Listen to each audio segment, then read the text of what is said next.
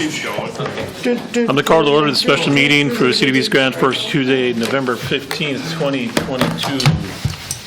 It is now 5:19. City Clerk, please call roll. Here. Council President Barbosa. Here. Council President Tim Rico. Here. Councilmember Clarence Vetter. Here. Bill Helms. Ken Johnson. Here. Mark Demers. Present. Brian Larson. Here. Does term court number 1, discussion on 2023 budget. Mr. Murphy. If you give me just 1 minute, I'm still messing up the info. Just 1 moment, please.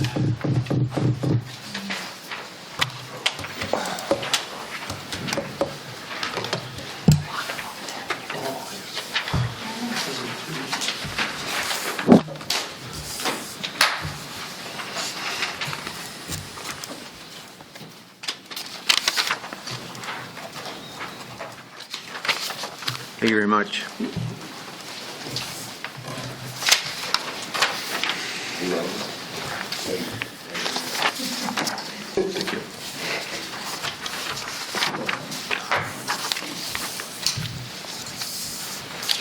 Okay. Oh, I get it. Sorry. I'm a little slow today. All right. So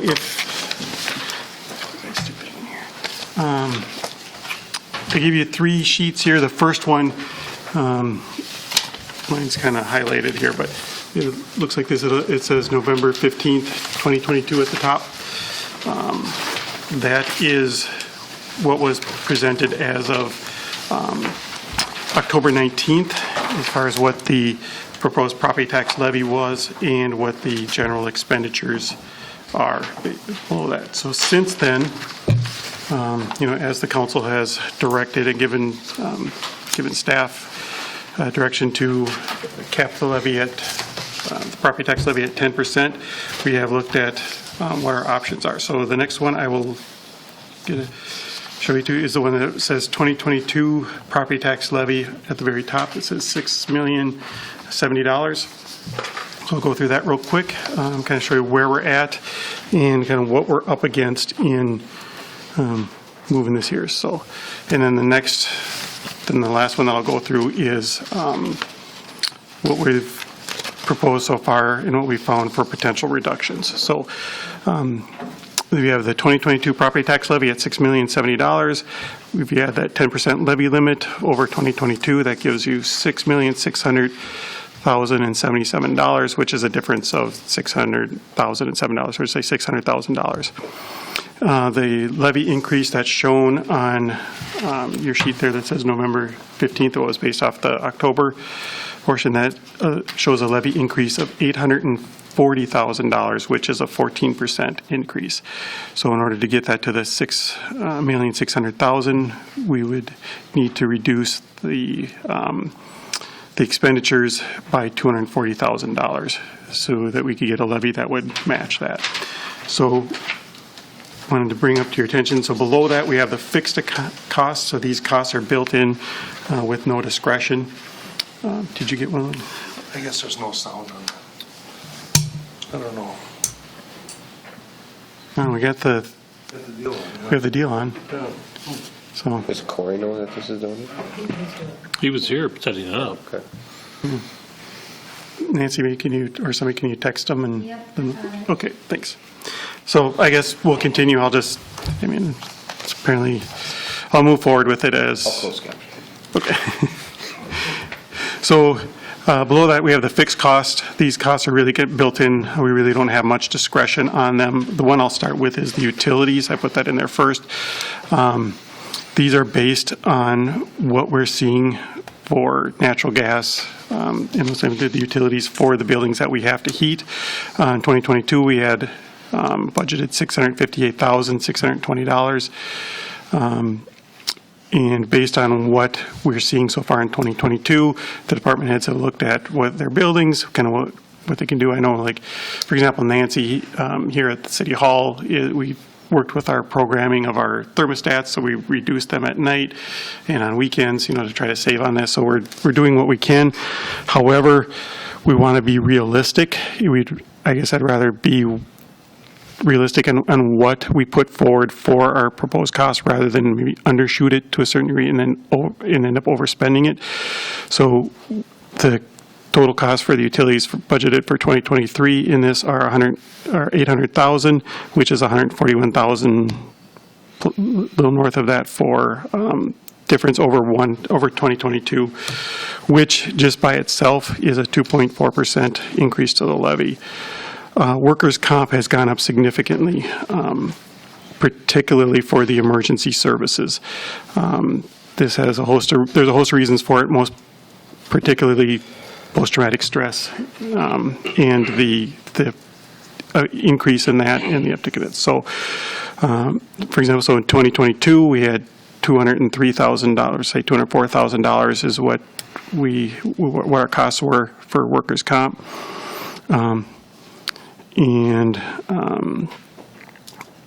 That is going up to $310,000.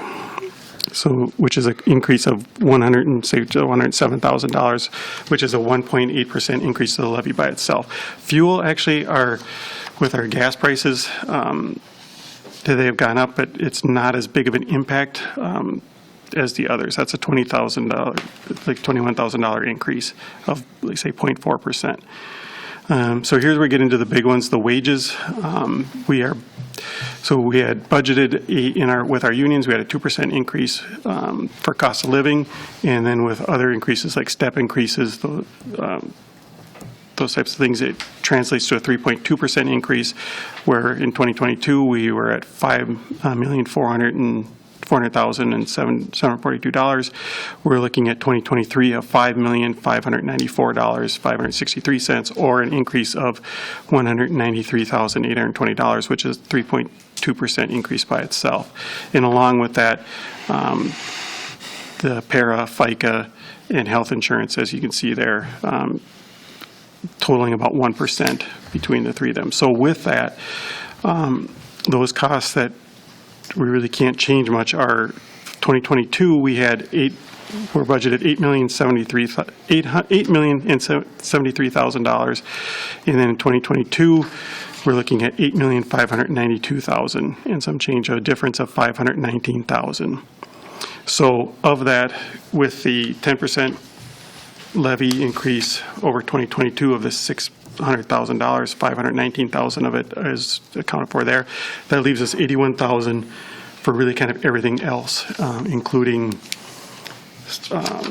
parts, repairs, capital. I mean, really everything else. So with that, I will then switch to the second page. The handout, the one that says potential reductions. You think we do have all the department heads here except for the library. Charlotte cannot make it tonight. She is quarantined. But I can speak on that one. So the potential reductions we have for planning and zoning, the building inspections, the inspections are not meeting projections as far as what we anticipated we would be having for building inspections. And we had budgeted, I believe, $90,000 for building inspections. We were able to drop that to $50,000, which is a $40,000 reduction. Library has 2 part-time positions that are currently open. They're planning to not fill those. The police department, we've had some small reductions in several areas, and I'm looking at about a $19,000 decrease in what was put in there. And public works, in 2022, we had budgeted a capital improvement purchase of a man lift. Did not look like we were going to be able to get that purchased this year, and it was added to the 2023 budget. However, it was still accounted for in 2022. Does it appear, where's Jason? It does appear that we will be able to, oh, there he is, that we will be able to purchase that this year, which means then we don't have to account for it next year, because it was budgeted for this year as well. So that is a total of $108,500 for potential reductions, which still leaves us a difference if we want to get to the 10% of $131,500. So with the reductions that we have here, it's right about 12%, maybe slightly high, slightly less, depending on where some of the insurance things come in. But I'm going to say right at 12% over 2022 from 2023. So that's the kind of the reality of where we're at. And I want to get some feedback from the council is what their thoughts are on this. I think it's going to be extremely difficult to move much further than this based on what we have. Because the other larger items that we might be able to distract from or take from would be like repairs and those types of things, and I just don't see that those costs are going down either. We've had some increases to those, and what we're seeing is the costs are up. I mean, I was just speaking with Jason earlier today, and over at the city shop there, where they had to get a bag of bolts that normally were not that much, and it was over $100. And we just don't see that changing here soon. So I guess what I'm saying is, I just wanted to put this out. This is where we're at. I want to be realistic, and I wanted to show you where we're at. And I would rather be upfront with you guys where we're at with this, and not do things like reduce the utilities. You know, make some of our projections unrealistic. I'd rather have them. So we're done at the end of next year. We know we're pretty reasonable. We know where we're at. So I guess with that, I will take any questions that you may have. If we're going to go much further than this, we can certainly discuss what some of those options might be. But they would be much more in depth, and I think we would require much more input from the council and direction from the council where we would go from that. So I will answer any questions. Oh, I'm sorry. Carla, is there anything, did you want to add to that? The only thing I'd like to add, thank you, David, is that we will get the truth and taxation reports. All property tax owners will get that. They usually send them about the 19th of December. And as soon as, December or November? November. 19th of November. And so what I'll do is I'll put the spreadsheet together so we can kind of have an idea where, even though we put it in at 19%, we'll see where it comes up, flushes out to. It kind of gives us a guess of what the increase for the property tax owner's real rate is. And other years when we put in like 5%, it's really only about 3%. Mm-hmm. So we might get to that 10% just by looking at that. So that's just something to keep in mind. As soon as I get those numbers from the county, we will pass those on to you. Thank you. Thanks. Mr. Johnson. So like people don't understand, what would the tax be on a $200,000 house if this, can anybody project that? We will be able to project that pretty soon. Carla can answer that. That's what she was just bringing up. Yes, Yep. so by November 19th, the county will send out those property tax statements to each taxpayer. Then I request 4 different properties, and I'll put that in the spreadsheet so you can compare it to other years. Good. So we can have a guess of what it's at. And that's at 14%. It's at 19 as No, well. it's at 19%, because we had to send it in September. Just Yeah. But you can do the analysis at 14, 12, 10, whatever. It's Yep. Correct. Yeah. spreadsheet. It's a good guesstimation that we can come with. Thank you. Anything else? That'd be great. Thank you very much. So one thing, I'm sorry, I want to say, so going through the different, I apologize, I'm going to put Rita on the spot here, but going through the different departments here, one is noticeably absent in one of our larger departments, and that is Parks and Rec, and I wanted to say why that was, and that's quite frankly because I'm not saying anything bad about any of the other departments, but the rest of the departments are fairly small ones. It's just that Reed was very much Johnny on the spot, and he got his suggested reductions in prior to this going out on October 19th. So his reductions are in there. So he's already put those in there. So that's why he's not showing in there. It's not like he's refusing to do it. He just did it early. So. And I have a list of that if anybody's interested, that what we adjusted in it.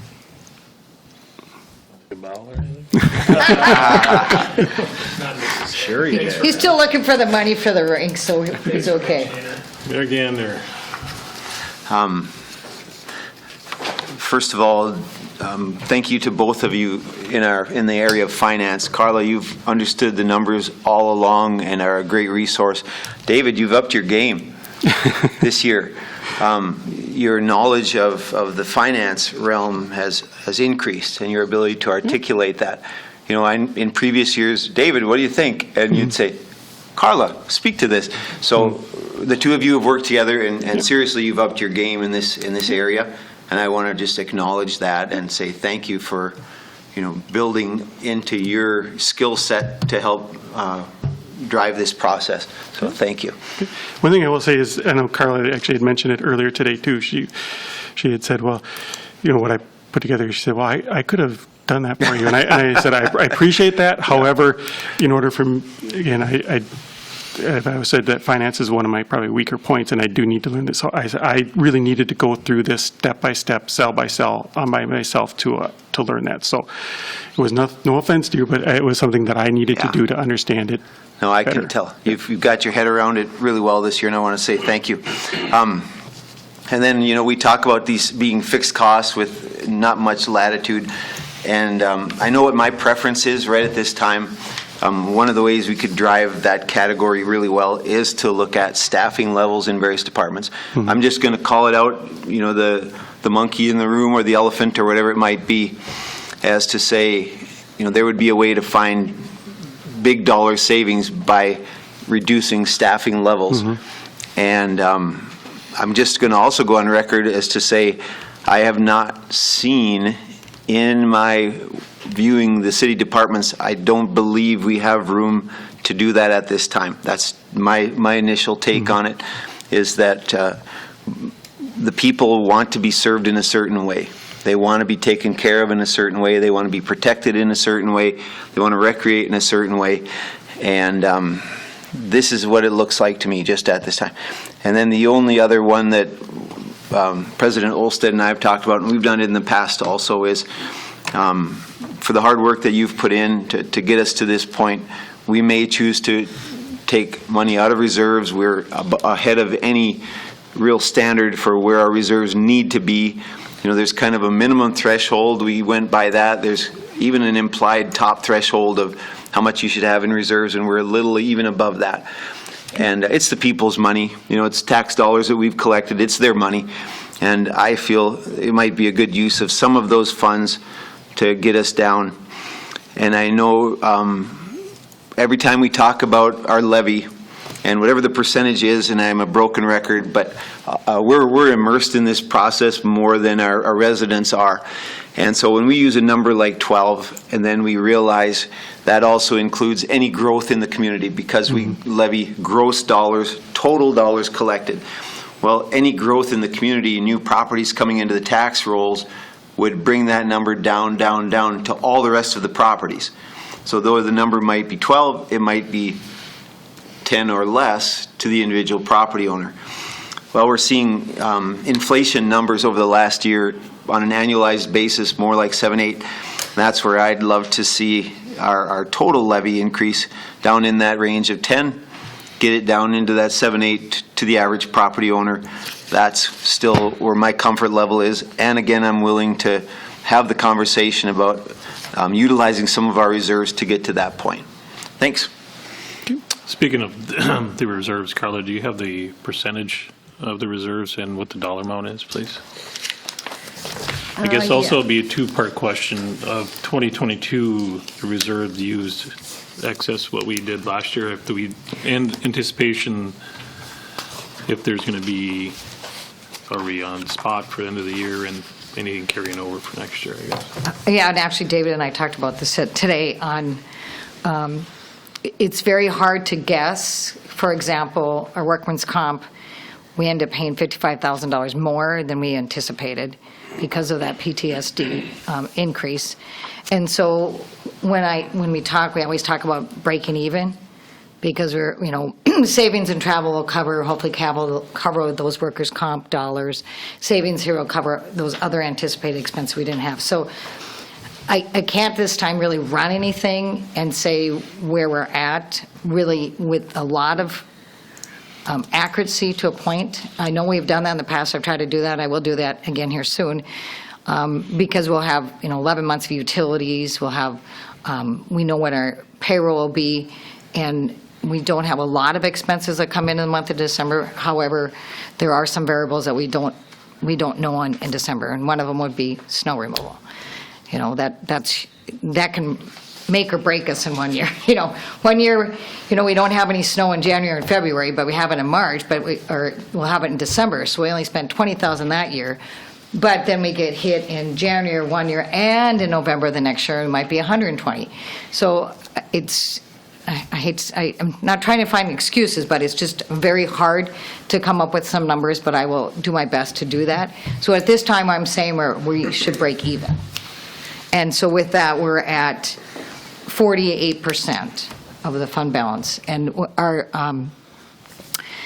fund policy, which I always send to every year, is between 35 and 50, which is the recommendation of the state also. Okay.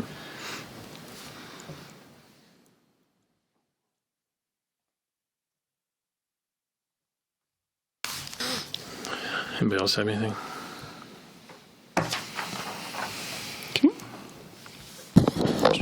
Mr. Demers, please. Thank you, Mr. President. It's a tough thing, right? You talked about inflation. You know, obviously, one of my thoughts is, you know, the decisions that we make here are also inflationary by their nature, right? Because we kind of have a monopoly on how we, you know, what we request for revenue. So if we put out 10%, 12%, and that's above inflation, like, that becomes an inflationary cycle in itself. So I think, and I don't think anybody here is not cognizant of that, but I think we just always need to remind ourselves that money just enhances that cycle. It doesn't, it's not apart from it. You know, we are a required expense for anybody that has a building or piece of property in this city. So, so by doing that, it just keeps the cycle going. I agree with the mayor. You know, the two options I see on the table are really, you know, reserve spending, which isn't a great use of reserve, I don't think, because it's a one-time allotment for non-capital. Like, I would love to do it for, if we could show that we're using it for capital purchase in here, maybe that would be a way to do it. I don't know. Or, as you said, the real, you know, structural way to fix it is look at staffing. And I don't know if that's feasible or digestible, I guess is probably it's definitely feasible. It's not probably digestible for a majority of the council. Just wondering, I mean, when we look at maybe a macro look at what business is doing, we see, especially large businesses, looking at layoffs. Do we have a plan for how we would even decide how to do layoffs if we decided that was the, not even like who or what positions or whatever, but do we have a structure in place to even start like going down that path? Because I think it's a hard topic, right? I mean, because people have different goals, different things, and as a council, we would have to come up with a way to identify what we would do. Is it something that we would just go to you and say, give us a recommendation? Would we bring each department head? Do we just get in a room and say, these are the last, we don't like the last in, last out, or first out, or, you know, do we have some sort of idea of how we would deal with? We at the city here do not have a plan in place for layoffs, but that doesn't mean that we don't have the guidelines that we can do that. So just because we don't have a plan in place doesn't mean that we can't put one in. But where the issue comes is in the state of Minnesota, how layoffs are handled are pretty well set by statute and case law. So when you do a layoff for a municipal city like this, you can't. One thing that we would get in trouble with is you can't just arbitrarily pick a position. What you need to do is, I alluded to it earlier, this would be something that we would have to have several meetings with the council, probably some of them potentially closed meetings. I'm not sure if Ron's here. Potentially closed meetings in this, because what you have to do is you have to set what your priorities are. Typically, your emergency services are kind of off limits to a certain degree. They're not as open to staffing reductions as some of the other ones are. For example, like police departments here, like currently we're already down a couple police officers. So for like the reductions on those, it's harder to do emergency services, and that's kind of a generally known fact that those are usually the last ones cut. So what you have to do is, it's generally not a good idea to put this onto the staff without direction from the council, because you're making some pretty serious and bold policy decisions. You're really choosing what services in the city are more important than others.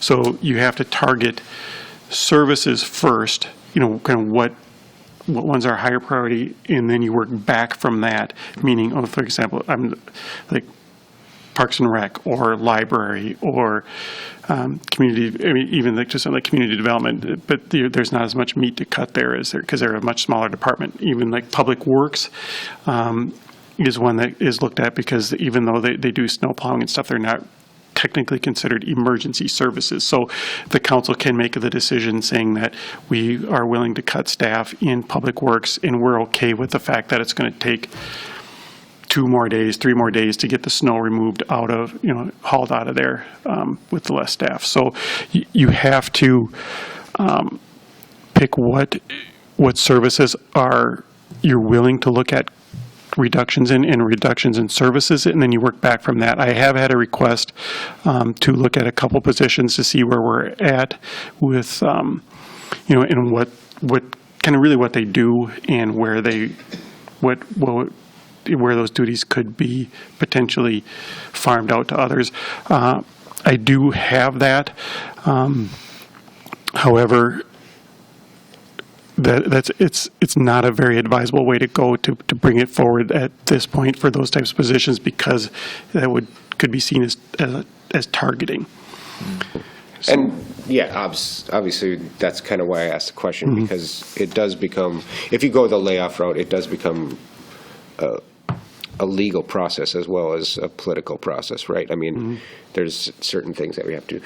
So on 2 different things. So that would be like a layoff procedure process. What about if we eliminated certain positions, like entirely, not go through layoff? Is that a different process, or is that the same? It's similar, but it is slightly different. You still have to identify what process? Which positions you want to eliminate.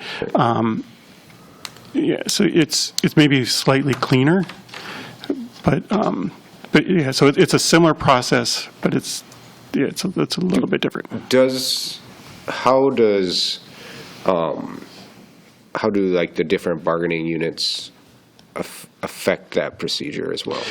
If there are provisions for layoffs in the bargaining unit, you have to follow those, unless there's some overall some urgently compelling need. Otherwise, you have to follow what it shows in the unions. And I haven't looked at it closely on that, but I do not believe we have any layoff provisions in the unions, in our union contracts. Maybe finally for now, I guess. But how many open positions do we have currently?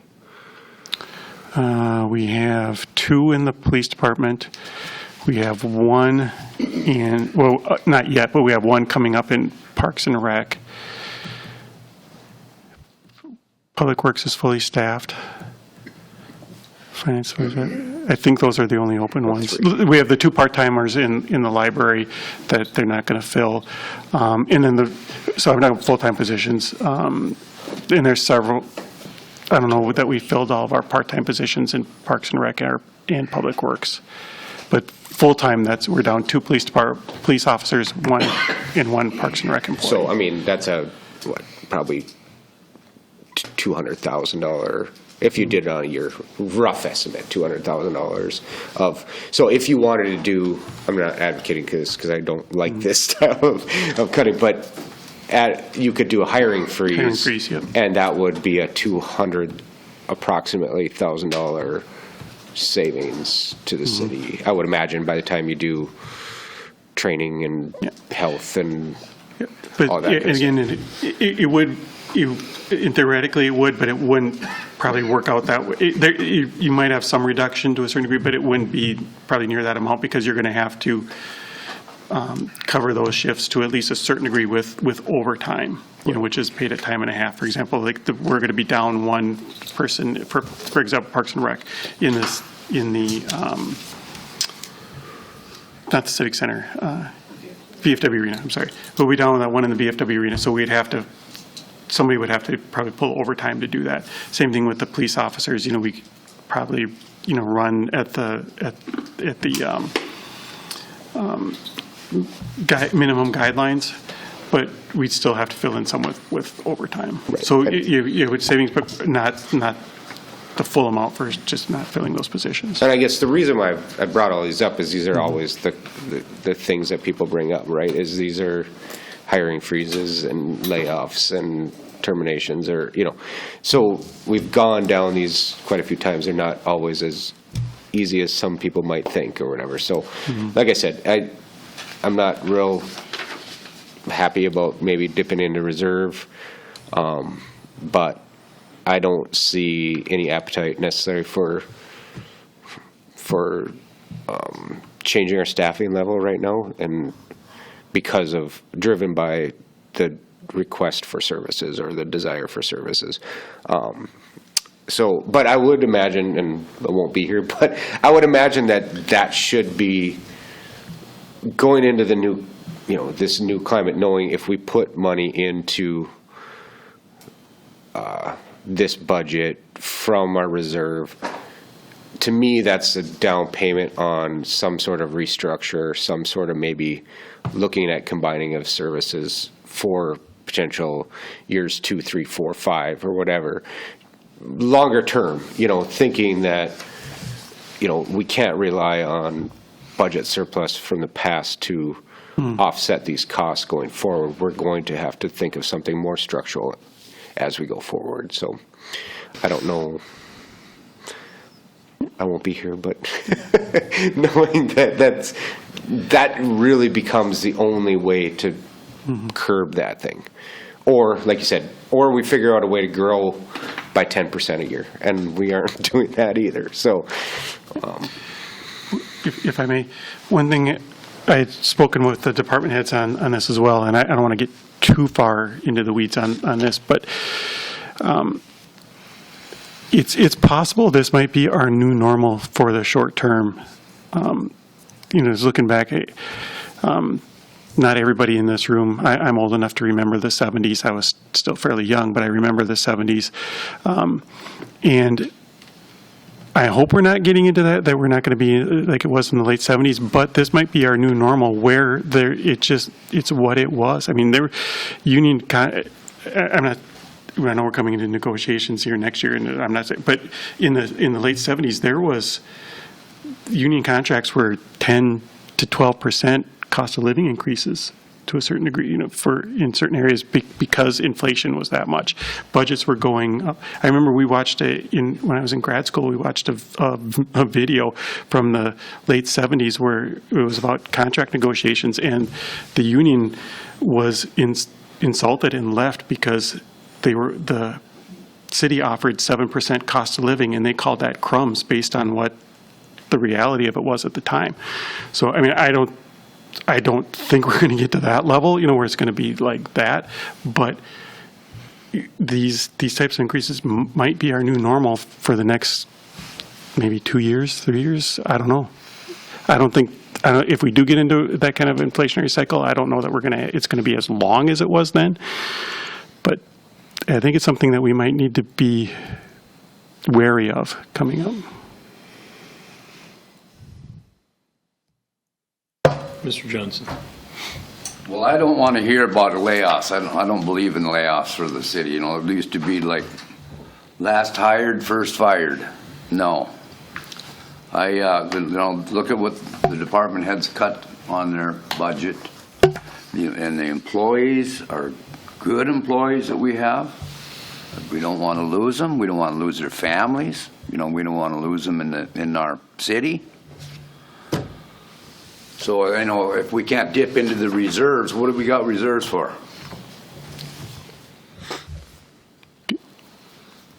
So if we need to dip into that for this year, next year, well, so be it. We're at 48%. We're what is that, $6 million? Come on. Anybody else have anything at this time? Mr. Larson? Yeah, not a ton to add, I guess. It's just I appreciate the work that's been done so far. These potential reductions are appreciated to get us down to 12. I do think that, this is potentially the reality we're going to be facing. Without economic growth, population growth, and business growth, the residents end up shouldering the burden of all these inflated costs. So we all pay more until we can find some way to grow or bring in some new businesses into our town. So I think that needs to really be a focus and some strategic visioning based around that looking forward. Industrial business, commercial business. We need something to help carry this and lighten the load on everyone. Otherwise, I think this is just going to hurt next year too, just like this. So I just want to say thank you for putting everything together. That's it. Anybody else have anything? Mr. Vetter? Thank you, Mr. President. I agree with the mayor. I think we need to get down into the 7-8%. Past years, we've always tried to hold it to the CPI, so if we can get it down into the 7-8%, that'd be great. I like some of the cuts here. I don't know if the capital outlays, if that was just that we didn't, how much we cut out of capital outlays, because I don't want to kick the can down the road. I think we have to look at staffing levels. As much as I don't want to eliminate positions or lay off people, I think the reality is that that's what we need to do. If you talk to people, the impression is that the city staff has not worked real hard. I don't necessarily agree with those statements, but when you talk to people out in the community, that's their impression. So the better that we can put forth that, hey, we're getting a 48-hour week out of a 40-hour person and not having to pay them overtime, that's what we need to do to get the citizens on our side. So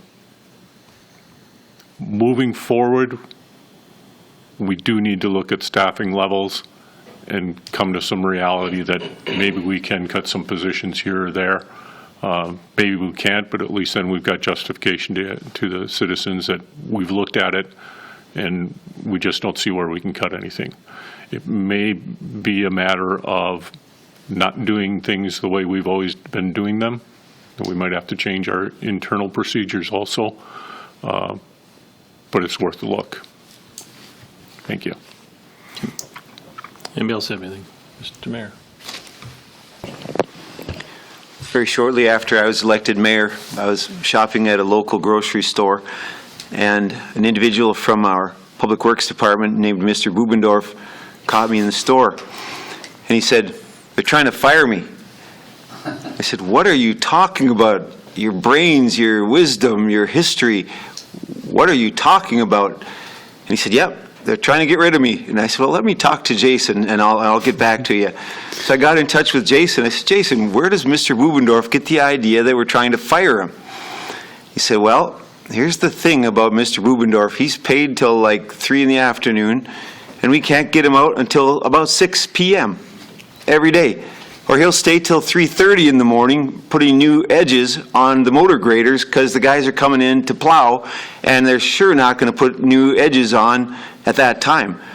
So he said, so I talked to him, and I said, "You got to leave at 3 o'clock. And sure enough, he left at 3 o'clock for like a week. Then it was 4 o'clock, and then it was 5 o'clock. That long? I didn't think And then it was 6 o'clock. And so finally Jason said, I have no power over him. He's going to work those extra hours, and that's what he's going to do. And then Jason said, but then the funny thing that happens, when you have an old timer like that sets the bar that high for what it looks like to serve the city, the other ones will up their game to try to match that. And that's, I see a lot of that in our city. I see a lot of hey, we work till the job's done and we don't worry about the pay because we got to get the job done. And they love the community, they love the people they serve, and I'm sure if we brought in department heads, they'd share stories one after another kind of like that.